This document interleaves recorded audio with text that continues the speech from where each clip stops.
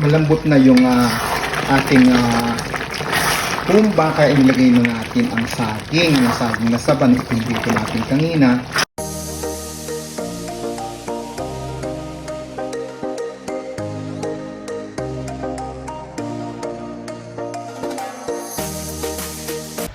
Naggayak tayo ng laman ng baboy na panghumba, pero mas masarap sana kung may taba yung baboy, pero ang na-order ko kasi puro laman. Nagkamali ako ng order, pero mainam naman to at hindi masyadong cholesterol. 4 na kilo to, iniwa natin ng maliliit o yung ganitong size pang adobo o yung parang pang kaldereta o pang sinigang size. 4 na kilo to, lalagyan natin ng sangkap na ito ang bawang, 2 pusong bawang, 2 kalahating puso ng bawang, dinikdik at hiniwang pino, 3 sibuyas na medium size, pwede na rin mga small size. Tapos ang ating toyo o yung gagamit tayo ng toyo dito na 1 kalahati na cup, 1 kalahating tasa.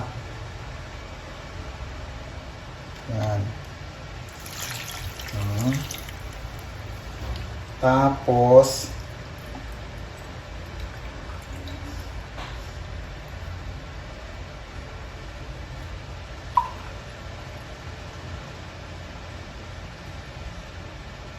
ayan, 1 kalahating tasang toyo.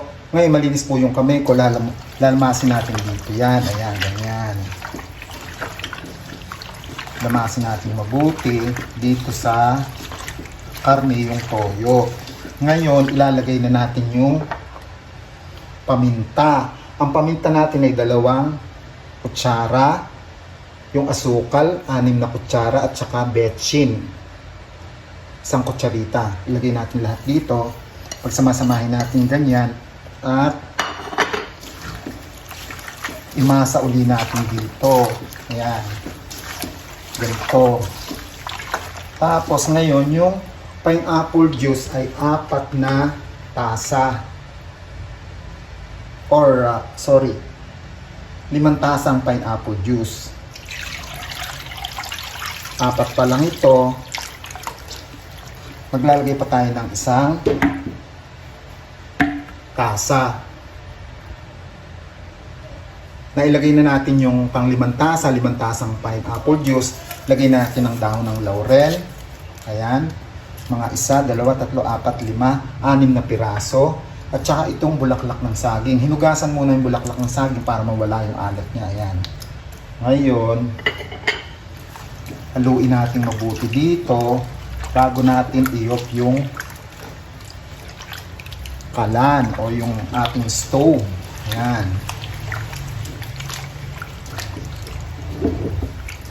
Ngayon,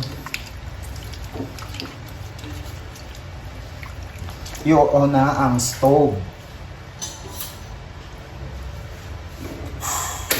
Ayan. Naka-on na siya. Takpan natin to. Hintayin natin kumulo at saka natin hahaluin siya ng paminsan-minsan para hindi siya manikit hanggang sa maluto yung karne. Hintayin natin siyang kumulo at hahaluin natin to. O ayan, kumukulo na. Haluin natin. Ayan, o. Nagsasabaw na yung sarili niyang katas nung baboy. Ngayon, ilalagay natin yung salted beans. Yung salted beans natin ay 6 na kutsara. Ayan. O kalahating tasa. Ilalagay natin dito para lumasas siya. Pag lumalambot yung karne, tumitiim yung lasa ng salted beans doon sa karne na humba. Tatakpan uli ito para makulob ang sarap at lumambot siya. Hintayin natin itong lumambot at matuyo yung pinakasangkap niya. Yan. Siguro nagtataka kayo bakit ang dami kong niluluto.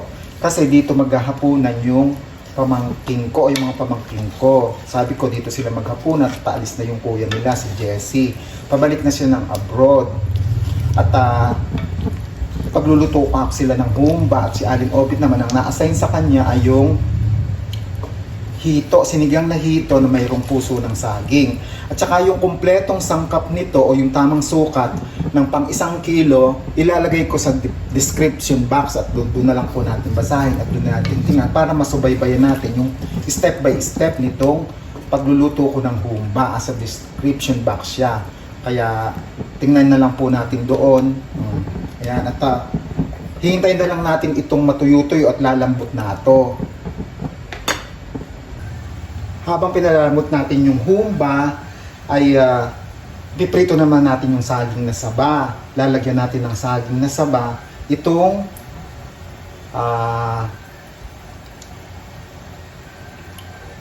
humba para pinaka-extender niya para at masarap din kasi itong may pritong saging na saba para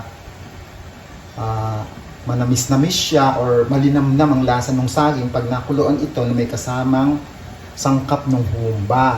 Kaya ayan hintayin natin itong maluto yung saging at ihahalo natin doon sa humba. Malambot na yung ating humba kaya ilagay na natin ang saging na saba na dito natin kanina. Ihahalo natin dito para i-absorb niya yung katas o yung pinaka-sauce ng humba para sumarap din yung lasa ng saba. At pag nakuluan na yung saba dito ay masarap na rin siya at papasok sa loob ng saba yung pinaka-sangkap ng humba. Kaya ayan, luto na okay na ang humba. Sana may natutunan kayo sa simple kong recipe humba at sinamahan nyo ako sa aking cooking vlog